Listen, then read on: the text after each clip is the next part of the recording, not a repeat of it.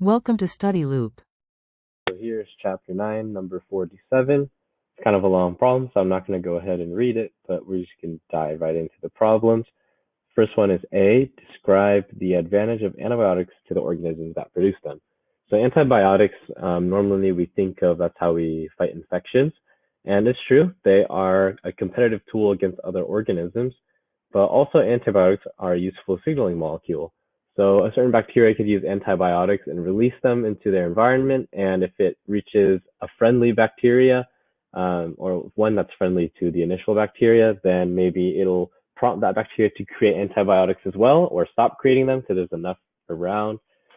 Or antibiotics can go and attack other bacteria that might be competing for similar resources. Now we can look at B.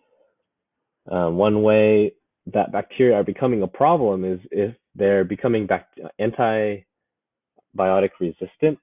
And this problem is saying that even if there's only small amounts or trace amounts of antibiotics in the environment, it can still change the way bacteria are, or it can still cause mutations in bacteria in trace amounts. And even then, it's selecting for antibiotic resistant bacteria because only the ones who can withstand those mutations are able to go on to the next generation, and the ones that can't are going to die off even from these trace amounts of antibiotics. And so, one way that scientists think that this can be bypassed is if we use quorum quenching instead of antibiotics. And what this means is they want to be able to regulate the bacterial expression of genes of bacteria without really selecting for only the bacteria that can be antibiotic resistant. And as we know, quorum sensing is when bacteria can, or is when they send autoinducers out into the environment and see how many bacteria are in their colony or in their population at the moment, and whether or not they're ready to form a biofilm and start other processes.